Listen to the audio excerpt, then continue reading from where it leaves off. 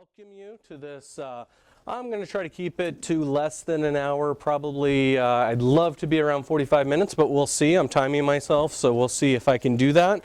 Those of you who have attended these know it's hard for me to keep it short. There's a lot going on too. And so as I was preparing for this one, in looking at different things, really was struck with, if you came in here thinking everything is great, you'll probably leave with some good news that supports that. If you come in here thinking everything's horrible, you're probably going to leave with some support of that too. There's going to be the good, the bad, and maybe even the ugly. So as we go through, so feel free to ask questions. I'll have some questions at the end. If you especially on acronyms and stuff, sometimes we can get carried away with those, and I'm going to try to explain those as we go. And this is going to be a combination of kind of some of the things that we look at, and even teaching you from how we look at the markets, how we look at the economy, as well as pointing out some big trends, especially over the last few years. So just starting out, I thought we'd have a little fun, and I have a $50 gift certificate to who, this is a tough question, we'll see if anybody can get it, who can tell me how many stocks are in the S&P 500? 500. 500 is incorrect. Anyone? 30? Nope, 30 would be the Dow. 500 is close. 490. 490, wrong way. 520. 520 too high. 510. 510 too high. 505. 508. Who said 503? I did. I heard.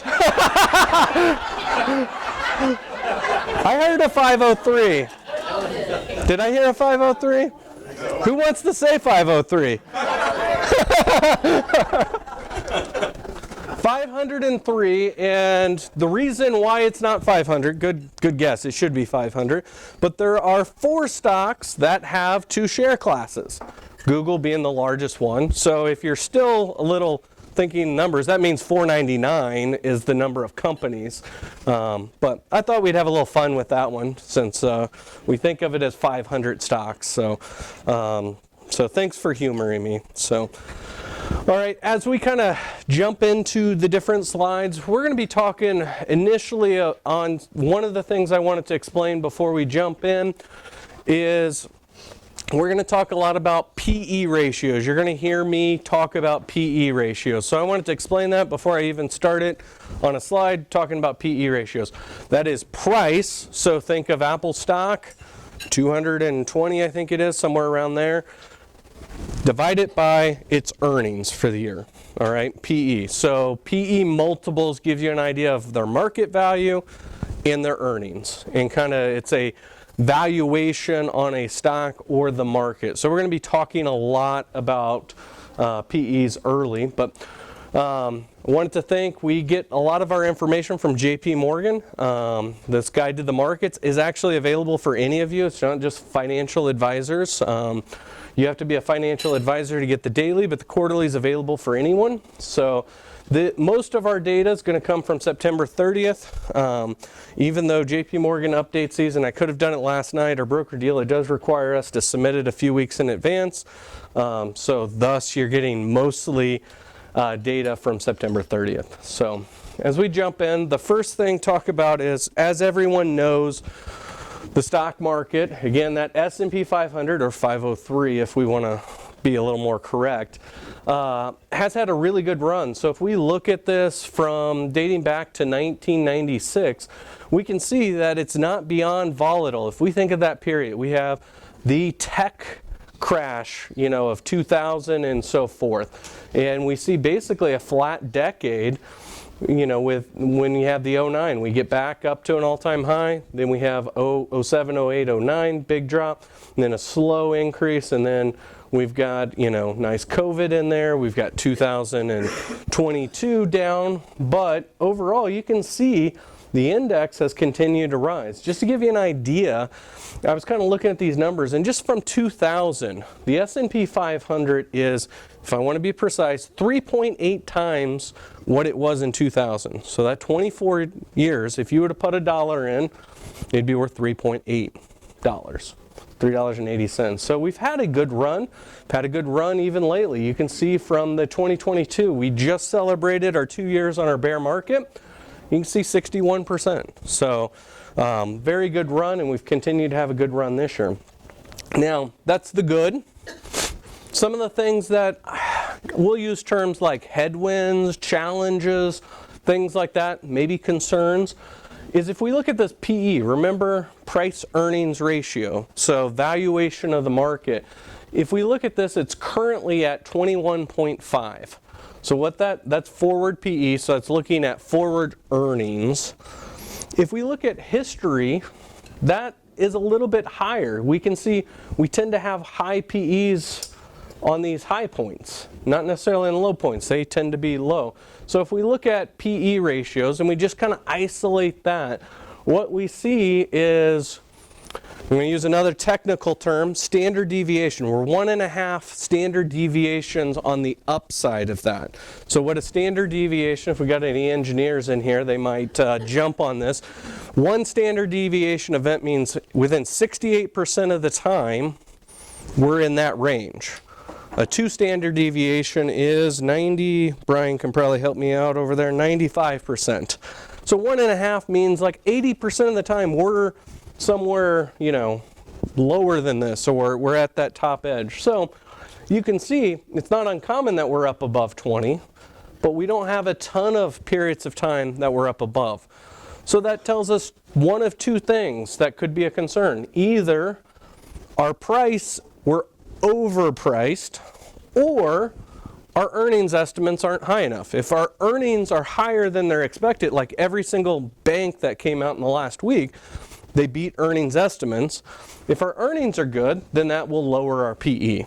And that's one reason, like this week, we're having a pretty good week is, I think it was Bank of America this morning, JP Morgan last week, they're beating earnings, which is a good sign. And one reason we look at banks a lot is they're kind of a telltale of a lot of other stocks too, because they loan to those. So again, just not necessarily the end of the world, but it's something to look at. It's something we keep an eye on. So now talking about that earnings, so we don't control the price level as much as I would love to call up Wall Street and say, hey, I want this stock to go up. We don't control that. Companies don't control that. The market does what it's going to. But the earnings, that's actually looking under the hood at the companies. And what we see that is really interesting is, and I'll just kind of point out what we're looking at here. So if we come over here to 2020, does anybody remember 2020? Yeah, who doesn't? We actually saw earnings go up quite a bit in 2020, but a lot of it was the green, which is revenue. Okay, what's another word for revenue? They increased their prices. Okay, so they had increased bottom line because of prices. Now their margin also went up, meaning they were more efficient, and so we saw a spike. Now if we look at everything over here, so like this year, we're seeing 8.7% increase in earnings from margin. That means efficiency. So you could, that might be they're doing more with less. We're going to talk about AI later. That's a lot of what's expected. So you see these, most of what the increases is expected from is actually efficiencies, not increased revenue. So I'm going to summarize that a different way. It's not that the economy is booming, it's that companies are getting more efficient. And a lot of that is artificial intelligence and other means to get that. So they're making the same dollars, but more efficient. That's what's expected. And you see some of those are pretty high. So again, if we are like, hey, these numbers seem too high, that means we're even more overpriced. Or if we're saying, hey, those efficiencies may come, they may even be greater than that, like they have been the last few months, then that makes our valuation a little bit more realistic. So All right, another fun slide. One of the things, and I didn't touch on it too much, but dividend yield's also been down. So dividend yield is basically the dividends companies pay out divided by their stock price, okay?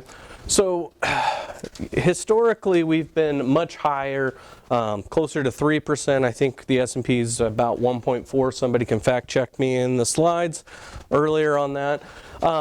But one of the reasons that dividend yield has been down is companies have been doing far more buybacks. So on this bottom, you can see it by energy. The gray is dividend yield, while the green is buybacks. And so what a buyback is again, I'll use Apple. Apple is notorious for buybacks, very low dividends, lots of buybacks. They use their cash to buy their own stock. It's basically Apple says there's so many billions or trillions of shares out there. They say, hey, I'm going to buy back some. I'm going to use some of the cash and I'm going to buy back that stock. Now, why companies do that is it's more tax efficient to their shareholders, because that doesn't create a tax gain. A dividend does. If they send you $1 per share, you get a 1099 if it's in a taxable account, and you have to pay taxes. But if they buy their own shares back, there's less shares, so your market value goes up, so you don't have to report that on your taxes. And so one reason dividend yield has went down over the years is companies are liking the flexibility of buying back, because once you start getting a dividend from it, I don't know of anybody, and we deal a lot of retirees, you got a lot of them in this room. Most of you, when you start getting income, you don't ask for it to stop. You want to keep getting it. Same way with dividends. So if Apple starts paying out a 2% dividend, which they can afford, they don't want to stop that dividend. But buybacks, they can stop that if they want to invest in artificial intelligence, capital expenditures, things of that nature.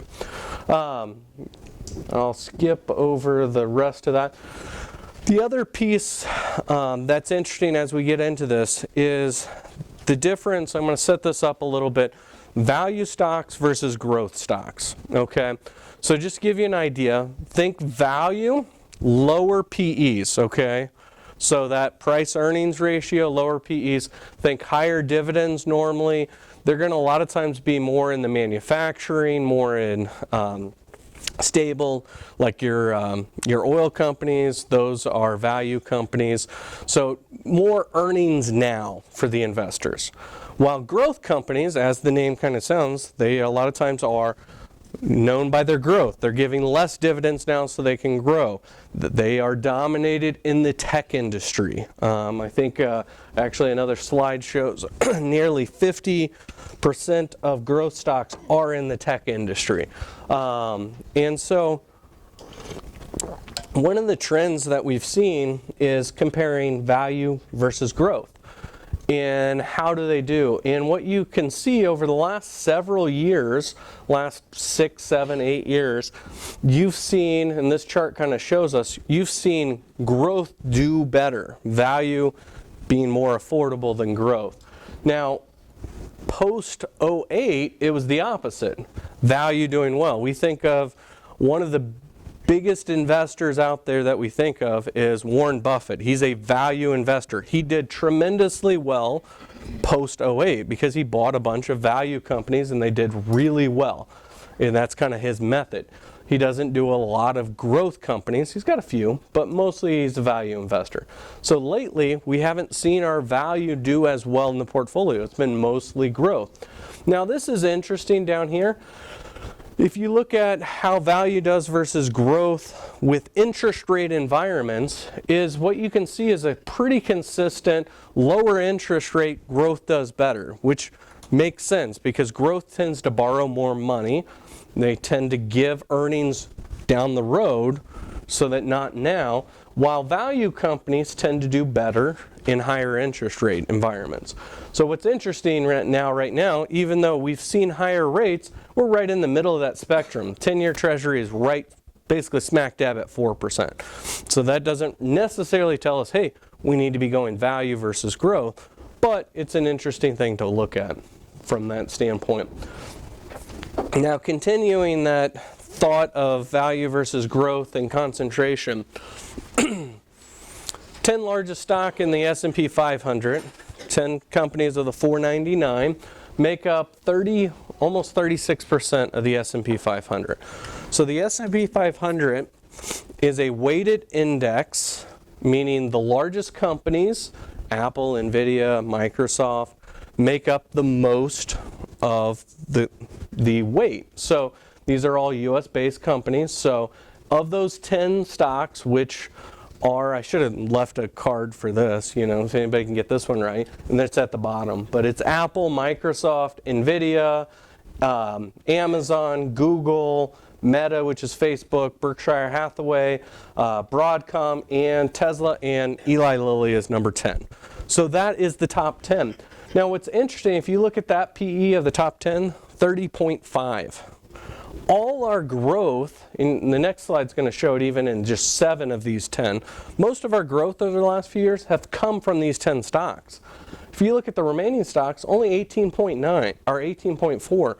What that's telling us is the other 490-ish stocks aren't nearly as overvalued as those 10.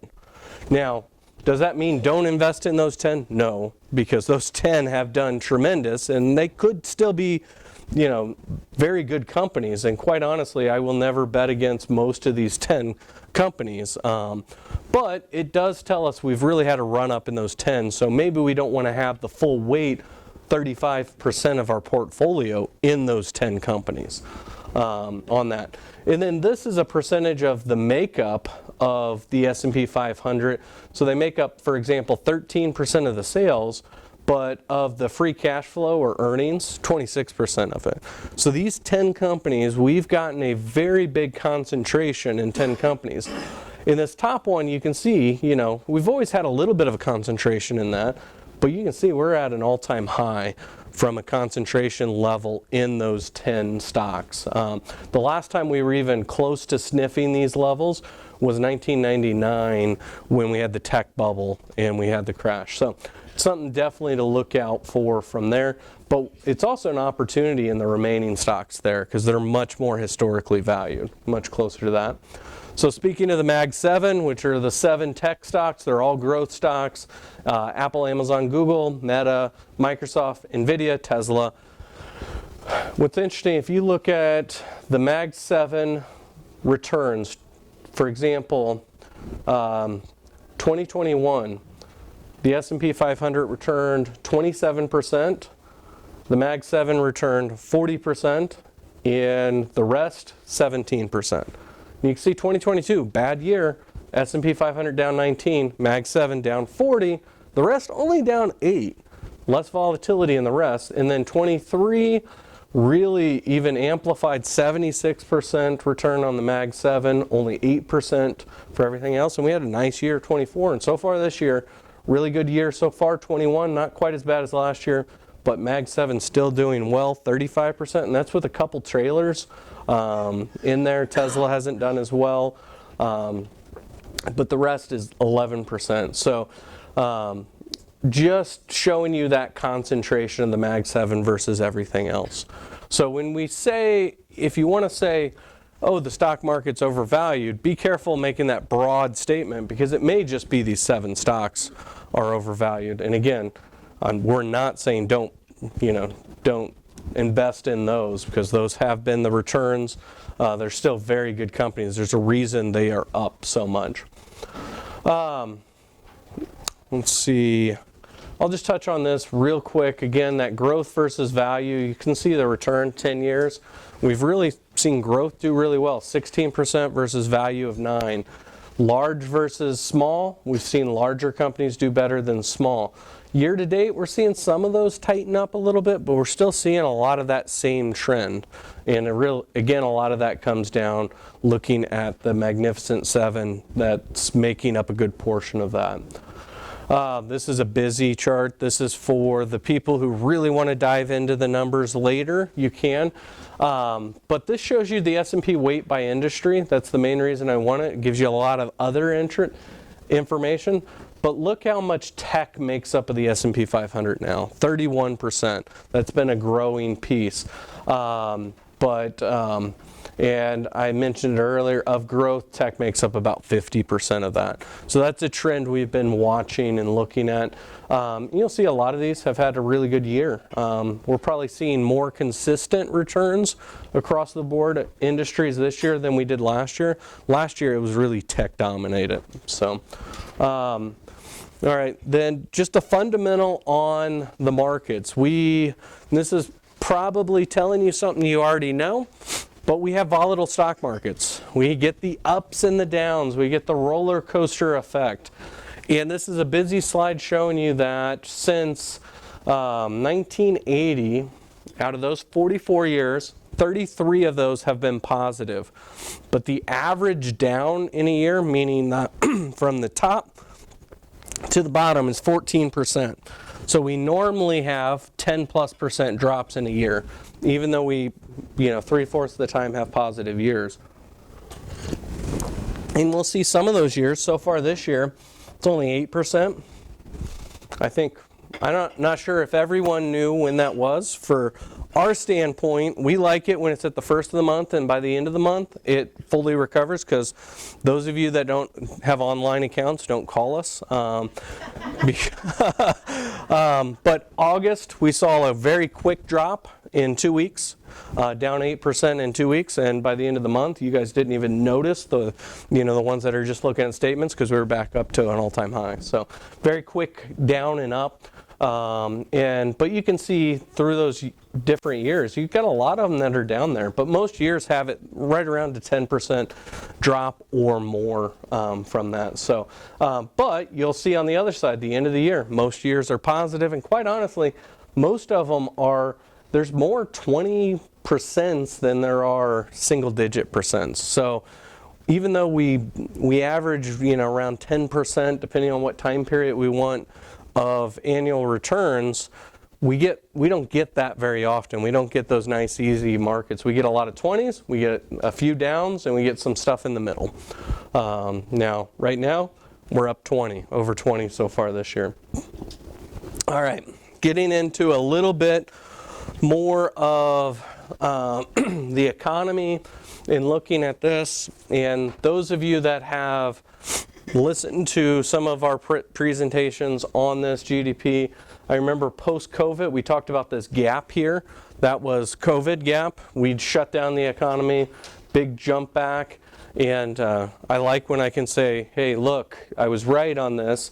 You can see we've finished back above the trend line, meaning the economy has been growing at that 2.1%. We kind of made up that gap and did trend back up. So overall, the economy, when we just look at gross domestic product, that's one of those terms, that's the full consumption of the U.S., which we're a consumer-laden economy. 68% of it is from consumption. We have our fair share of government spending, we'll talk about here in a little bit, 17%. And then investment, and then housing, and that kind of makes it up. But overall, if I were to ignore everything else, which we are not going to, so don't worry, you don't have to throw things at me, I would say, hey, this is a good economy. We are trending at a good GDP level. Things look good from that standpoint. Now, going into federal finances, we're going to talk about two different areas of federal finances. We'll talk about the Federal Reserve later. This is purely talking about the U.S. government, what we are borrowing, and our budget. And this is, so kind of giving you some good and bad. This is probably, if you will, maybe the ugly, if you want to put some terms on this. So over here on our left is spending, all right? So you can see Medicare, Medicaid, 25%, Social Security, 21%, defense, 14%, non-defense, 13%, interest on our loans, 13%, and then we just have other of 13%, so just everything else in there. So we're spending at a level of $6.8 trillion a year. All right, over here on the right, this is where our money is coming in. We have income taxes of 36%. Corporate taxes of 8%, Social Security of 25%, and we got some other stuff of 4%, and 1.9% is what we're borrowing every year in addition. So if I were to actually look at this interest of 13% and really say, what's that a percentage of our income? It's 18%. So because right now we are just adding basically $2 trillion a year onto our debt. And over here you can see our federal debt and interest outlays. And it's been since the late 90s since we've actually had any surplus at all. Basically meaning that we've been just borrowing, adding to that debt pile. And you know, one of the hot topics right now, and we can get into this if you have interest afterwards, that'll be the other 3 hours that we can talk about, is tax reform. You know, the Trump tax reform is set to peel off in 2026. So if we let that peel off, go back to higher taxes, you can see our debt load is still climbing, but maybe not quite as rapidly. If we extend that, it's still climbing. So I guess I'm saying that's not the only answer we need to look at. We probably need to look at everything. That's the ugly, but I don't want to say I'm not without hope. I've had many conversations with people in this room. They know I'm not beyond hope on this. I think it's a big issue. But if we look at our federal debt versus our GDP, it kind of gives us an outline. We can see where we've been. We have been there post-World War II. And so you can see we're basically there. We're trending to go the wrong direction either way, up. But something happened in the 50s, 60s to drop that debt down. And, you know, post-World War II. There's a lot of things. One of them, I'm not saying this is the answer. This is not a political statement or anything. This is just a fact.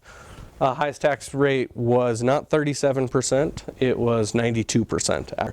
So that is the ugly. Now, I think most of this slide is good. This is the consumer finances. It's almost the opposite. Over here you have their assets, and so you can see consumers have a sizable amount of assets. Over here, liability. Overall, liability is not, the consumer's not overall leveraged. And if you look at this chart, this is showing you the household debt service of the average consumer. And you'll see 10% is towards a low over since 1980, meaning the consumers, on average, not as leveraged as they were. Now, there's a few factors here. In some of the advisors, we talk about those factors. I think we do have a little discrepancy in the numbers from, especially with inflation. I think what we're starting to see is lower income households are feeling that bite more than others. And so there's probably, especially with markets being so strong, that's probably one of the discrepancies where this number may be higher if we took out a segment of it, may look a little bit more. And the reason I say that is if you look at this early delinquencies, you're starting to see everything, auto and credit card are starting to rise, which has given us, I would say a little pause. Overall, we're not nearly as leveraged as we were in 07, but we're starting to see that rise up into levels of 07. Now, student loans is still fairly low. It's because relief given on student loans. But we are seeing the other two categories start to rise, which that's something we are going to continue to look at. So as a whole, we think the consumer is very strong, but we don't think that feeling is probably across all demographics. We think there's probably lower income people are feeling the pinch of inflation more. Savings rates, another kind of tell of the consumer. Although they are still lower than average, this is a busy slide. I want to focus probably over here. This is the average savings rates. We're starting to see an uptick. You barely see it. We were at a really low point of consumer staying, but so far year to date, we're up 5% this year. If we annualize that, we're getting close to normal. That's a good sign of the consumer if they're starting to save. This is one of our favorite slides that we look at from advisors. You probably heard us talk about this. I remember doing one of these, I think it was right around June, July of 2022. Justin and I gave this, and we said every time the market hits the low of the consumer confidence in the next year, the market is positive. Every year since 1971, it's been positive. And I'm glad Justin was right. It was up 17.6%. And so right now you can still see the consumer is below the confidence trend line. Not surprising. I can probably go around this room and have those conversations. But in general, what's interesting though is when the consumer is confident, the market doesn't do as well. If you look at these top ones, the market tends to not do well when you guys are feeling good. When you guys are not feeling good, the market tends to do well. So we're still in the not feeling good, so does that mean we're good? I don't know. I probably just confused everyone. I'll go quick through some of these. These are what we've talked about, the last several ones of these is employment and inflation. And now we're going to talk far less about employment and inflation because they're still holding in good. So this is one of the good things. Our unemployment rate, you can see a 50-year average is 6.2. We are sitting at 4.2%. Quite honestly, anything below 4 like we've been is too low. Causes wage inflation. So that's the second line here, 3.9. You can see wage inflation, 4.1. We have seen those two lines come together. That is a very good sign overall in, especially when it comes to future inflation, because that's been one of many things pushing up inflation, and you can see wage inflation in March of 2022, right before the inflation really started ramping up, peaked out at 7%. And so seeing that wage inflation kind of come in line with the overall unemployment rate, and again, a 4.2 is a low unemployment. That means that's good for the overall economy. People are finding jobs, but what's really good is one of our issues in inflation, and it's still, I'm not saying this issue is solved, but what we're seeing is our jobs open. We peaked out in March of 2022, and we are down quite a bit at that. Now, you can see basically 8 million openings compared to 12 million. That is a good trend, but if we were to just isolate that by itself, it's still a high number. So basically that means there's less job openings, not necessarily that it's not an issue anymore, but not nearly the severity that it was. Overall inflation, I always like to take a step back when we talk of inflation, because as soon as I say inflation has reduced, it sets off some alarms for people. Anytime we have inflation, we never see those prices go back. It's rare. It's not since like the 1930s that we've seen prices go back. So all of this inflation, all of this inflation that happened, that's permanent. So roughly 20% in those 2-3 years of inflation that happened, we won't see by and large those prices come down. Meaning, the cost of this clicker, if it went up 20%, it might only be going up 2% from now on a year, but it's still going up from that higher number. But the escalation of those prices has slowed, and you can see inflation is now getting into normal range. Headline as of August 2.6, core 3.3. We want to see those 2 to 3%, which is good. That's why the Federal Reserve lowered rates this last month. All these numbers are indicating positive, are good. If we take a deeper dive, this kind of shows you, this is my colorful chart of showing you inflation. You can see housing has made up a good portion of that. It still makes up a good portion of that inflation. Housing, I think I've mentioned this in the past. It's an interesting one. One of the biggest components of inflation is actually derived from a survey. That doesn't make sense to me. I think we have enough detail to not derive that from a survey, but I basically pass around a survey and you guys tell me how much you think your house is worth, and that derives that component of inflation. So, but we have seen overall inflation come down. That's why the Fed has started to lower rates. All right, I promised this one. We get this question quite a bit now. Is artificial intelligence, what's our take on that? In general, this is showing you CapEx, so spending for artificial intelligence. and just look at 2024, almost, not quite, but that's a good 50% up from 2023. And we're not seeing the future of that, but there is a lot of investment going into artificial intelligence. And our take on artificial intelligence is we're not scared of it. We don't think it's going to replace humans. It's going to make humans more efficient. And so, it's kind of an addition, especially when you're having trouble finding people. It's going to add some efficiency. And I think you're going to see a lot of large companies adapt different levels of AI. And that's where a lot of those earnings efficiencies that we talked about earlier are projected to come from. As far as companies that do it, there are many different companies that have different artificial intelligence bents. That's the big keywords, and quite honestly, most of those Mag 7s are part of that. Doesn't mean that that's a good investment. It may mean that they've already had a good run and they'll just be a little bit more stagnant from that standpoint. But we think it's going to be around to stay. It's going to be a big piece.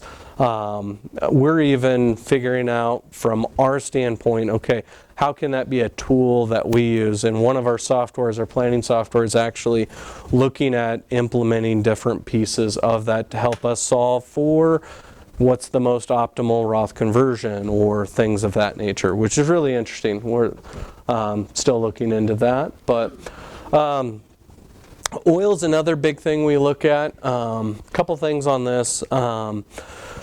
Is the price of oil right now $70 as of this morning, so you can see it's come up a little bit. It was actually about $74, I believe, last week.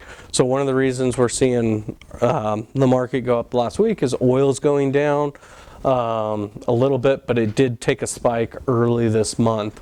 A couple interesting things. These are things that when our advisors went through this, found interesting and maybe contrary to our thought. So if we look at U.S. production of oil, it is actually up during, and this is not a political statement, but during the Biden presidency. And it's projected to be up 18% from 19 to 2025, which is counter to what a lot of people would think. Now, down here on the other side, our active rigs in the United States are down quite a bit. That's that blue line on that. But our production is up. OPEC production in the same period of time is down. Russia's production's down. But global production's up, and a lot of that is the U.S. Now, consumption, we're projected up 0.5%. So overall, we're holding in much more. But look at China. They are a major oil consumer, up 19%. India, they're really ramping up and growing 18% from those. So really seeing a lot of usage from China and India, overall taking some of that global supply away. Now, one of the interesting things that we've been tracking is this dark bar right here is our inventories in the U.S. Strategic Reserve. And you'll see we have dropped down quite a bit from 1.2 billion barrels of oil at the end of 21 down to roughly a little under 800 million barrels. And so that's a pretty big drop off in the strategic reserve. It's probably going to stay there through the election, which is just a few weeks away. But regardless of who wins, it's one of the things that we think they'll probably start increasing that, because that is a pretty historically low point, at least over the last 10 years from that. So that could mean oil prices would go up, which also is good for energy companies. So we do have a slight tilt towards that right now because of that piece right there. The Fed and interest rates. So we're going to kind of transition into bonds, and I'm going to hit bonds fairly quick because of time, because you guys are not staying till for the 4-hour block. So, but overall, you can see the Fed funds rate history. So we had this big, quick uptick in it, and then we got our first 0.5% last month. And this is kind of the projected. And so interest rates, if you've been enjoying the 5% CDs, I'm basically saying don't count on those for very long because they will start to go down. Pretty much all indicators are high 2s is what the market expectations are of by 2026. They'll probably just march down. They won't necessarily take a rate cut every meeting, but they're on their march down. So expect those to go down. I said we have kind of two pieces of government. We have the U.S. government, the Treasury that we looked at earlier, and then we have the Federal Reserve. So we often get these two and mix them together. They are technically two separate pieces. So the Federal Reserve makes overnight rate decisions, and they have dabbled in a major way into buying long-term bonds through starting back in 2008, quantitative easing 1, 2, 3. And then we had a little tightening. Then let's go ahead and add 4 and a little bit more. So obviously 2008 we started buying. So what the strategy was, the Federal Reserve said, hey, we control short-term rates, but we don't control long-term rates. So if we buy a bunch of long-term treasuries, mortgage-backed, MBS is mortgage-backed, we buy those, we lower the rates. So we want to lower, think back 2008, we want to lower the mortgage rates. So we're going to buy a whole bunch of those. That way it puts pressure and lowers long-term rates. Helps the economy out. So they did a bunch of that. You can see $5 trillion worth of that. And then COVID, we did even more. And then over the last, couple years or now, we've started quantitative tightening number 2. We barely started before, you can see that. But we've actually rolled off a decent amount of that. It's still very high. And again, this has nothing to do with the Treasury. It's totally separate. Actually, a lot of this is Treasuries. So I know that sounds strange. You have a separate piece of the government buying its own debt. And that's what essentially is happening there. Now the projections is more flatline. So just holding that balance sheet of that. So I find that fascinating. Get a lot of confusion by what the Federal Reserve is doing versus the Treasury. They are totally separate. The Federal Reserve is supposed to be non-political. So interest rates and inflation. What's interesting here is we've had higher rates, but it's come at the cost. It's because of inflation. So the nominal rate is looking at what you're getting out of the 10-year Treasury minus the inflation. And so even though we started getting more out of the 10-year Treasury, we had more inflation. So we might be getting 4% out of the Treasury, but we have a 9% inflation. We're in the hole. Our money's buying less. Now we've seen that go positive, which is good. We have a 4% Treasury. We have about a 3% inflation, so we're making about 1%. So that CD that I think the sign said 4.5 or 4.6, after inflation, it's 2 something from that standpoint. So this is a busy chart, but it's an important piece. So when we look at bonds, we might think about buying a 10-year Treasury at 4%, but that Treasury is going to be priced what's called mark-to-market, meaning it fluctuates with interest rates. So I'm going to focus over here on this 10-year Treasury. If interest rates shift on that 10-year Treasury, and let's say 4% now, I buy a 4%, and Justin can now go out and buy a 5%, he's not going to give me nearly as much for that 4% Treasury. So it loses value, and that 1% on a 10-year loses 4.3%. Okay? Now, if on the other hand, if interest rates go down, and now Justin's buying a 3%, and he wants my 4%, he's got to give me more money because, hey, that's a 4% Treasury. You can see that goes up 11.9%. Now, So that's the 10-year, but look, the longer we go out, look at that 30-year treasury. I want to go out and buy a 30-year treasury for 4.5% right now. Okay, there's a lot of risk in that. You know, if rates go down, I made a good decision. It's up 20% if it go down a percent. If rates go the other way, 12.9%. So, and this is what happened in 2022 when rates were rising, bond portfolios really got hit hard in that. And I'm going to skip down to here. And you can see bond portfolio down 13% in that year because of that piece there. Normally bonds are our safe haven. But when they were really low, rates spiked up, big hit. Even last year, you know, pretty big down at its most, 0.7. It was up overall, but we've seen more volatility because of those big interest rate movements there. Now, on our yield curve, and you guys may recall, the dreaded inverted yield curve always, maybe, sometimes means recession. We haven't got the recession. We're starting to go more normalized. So when we first, you can see the worst inversion was October, basically a year ago. Big inversion, big down, and then it kind of normalized.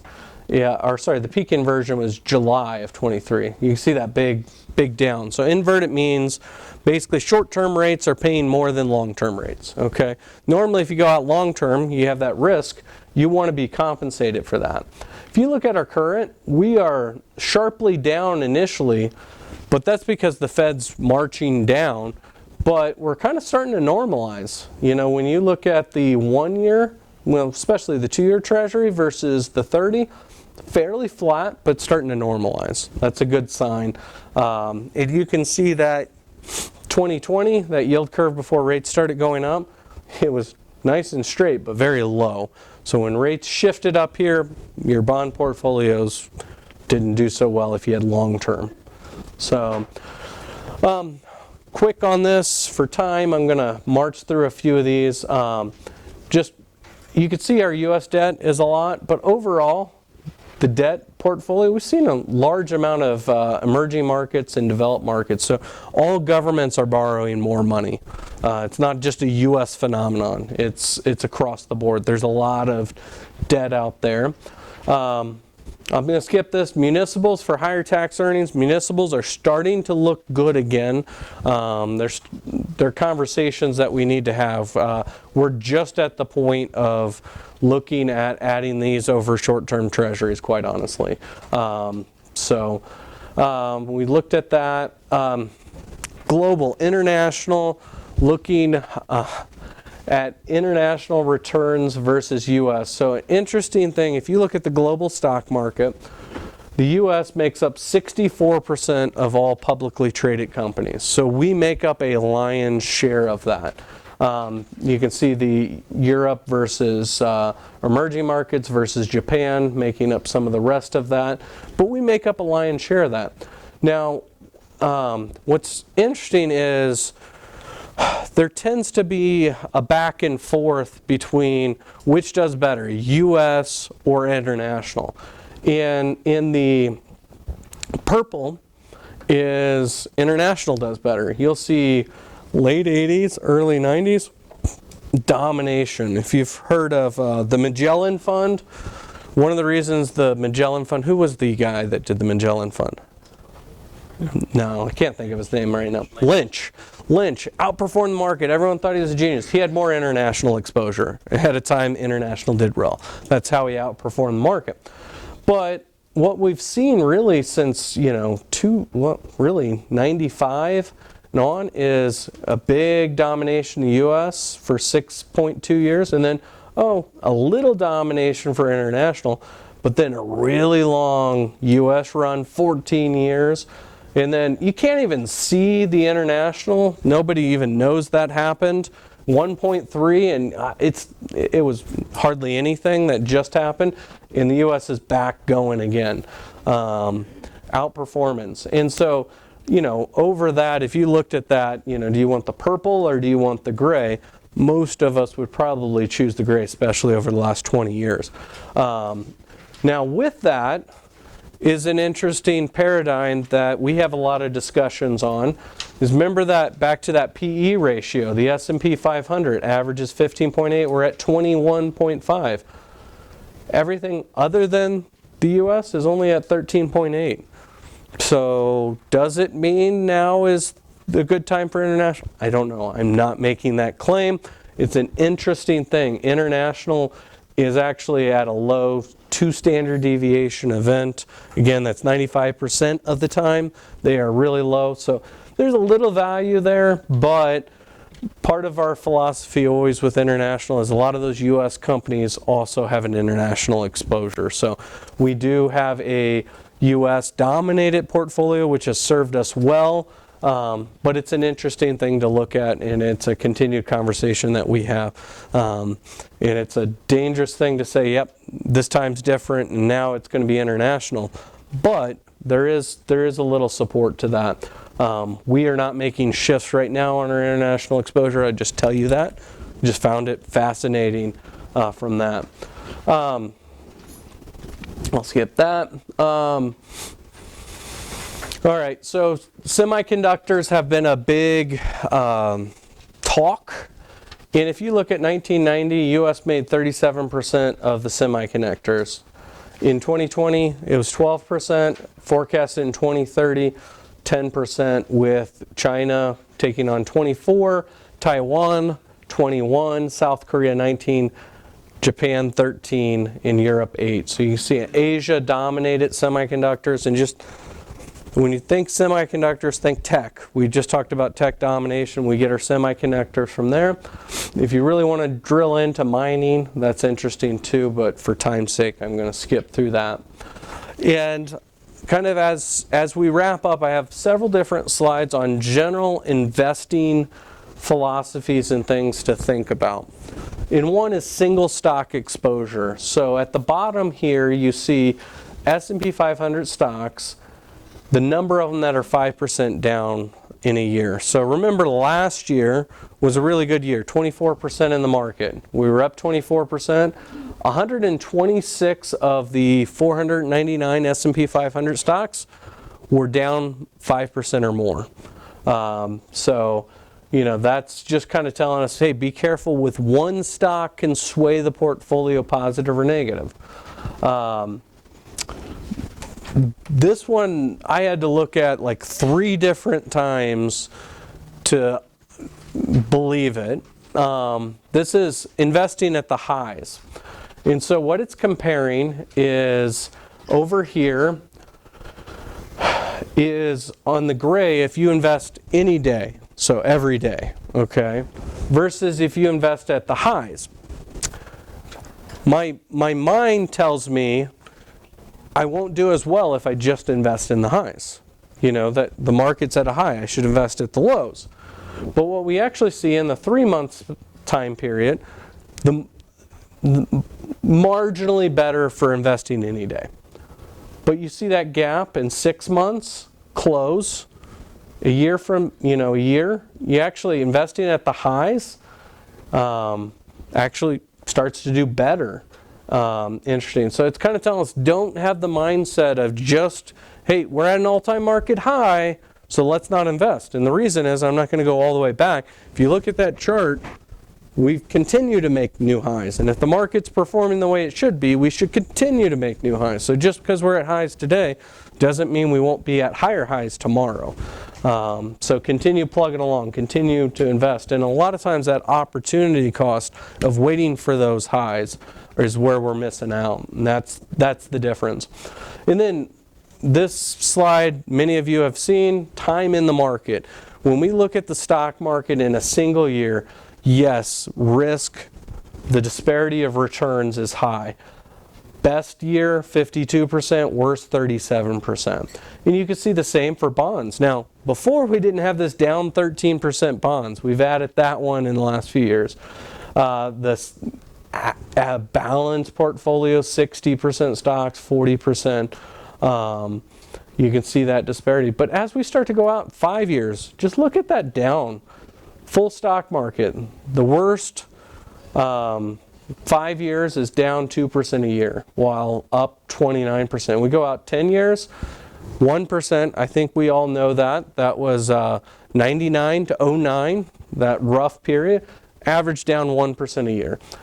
But if we go out 20 years, time in the market, you start to say, hey, I want that green one, up 18% to 6. You start actually getting less risk the longer you have. So when you hear us talk about time, and yes, in the interim, we have these downs, we have these ups, we say it in both, but over the long haul, and we try to manage money from a long perspective, even for retirees who need money now, we look at it from a long perspective. CD rates, this is a busy slide. Interesting enough, when CD rates hit the high, pretty much every single other investment, sorry Lee, pretty much every single investment does better when CD rates hit their high. So, that's what this is really kind of showing us, the different periods of time where we've had it. There was an exception in 2000, but every other kind of period of time when we hit that high of the CDs, even bonds did much better than that CD rate of 5%, for example. All right, debated on doing this. We're weeks away from the election. I couldn't help but have a few election slides. So for our Republicans, if you would have taken $10,000 and invested in 1948 and only had it invested during a Republican presidency, you would have $311,000 right now. All right, for our Democrats, if you'd have taken $10,000 and invested it since 1948, only when you had a Democratic president, you guys did better. I'm kind of telling you who I am, but $1.2 million, okay? But if you would have just had it invested the whole time, that's the only bar you can actually see, $37.8 million. This is another one that I saw, and I had to check the numbers. Ben and I went over the numbers, and I'm like, I don't believe this. We checked them. They're correct. I've seen it for multiple sources. Yeah, it's just that time in the market. And quite honestly, both Democrats and Republicans have good markets, and they have bad markets. Then when we look at consumer confidence by political affiliation, the one thing I wanted to show you is that we're all not confident. Whether we're Democrat or Republican, we're all pessimistic. And both sides have good and bad, and I could have added some other ones. It really doesn't, doesn't matter from that standpoint. There are positives and negatives. I could give you a case please don't ask me on this, I can give you a case. If Harris wins, why the market would go up. I can give you a case if Trump wins, why we think the market could go up. Thank you for attending. I am at 59 minutes, so I was saying a little bit, but I will take questions, a few, if they have. So hopefully you see there's some good things. We've had a good market run. We've got some headwinds. We're overall still positive, but the likelihood of another 20% year 12 months from now, that is not our prediction. We're not negative from an election standpoint. It's stay the course. So if you have any questions afterwards, you want to come up, I'll be here. So thank you very much.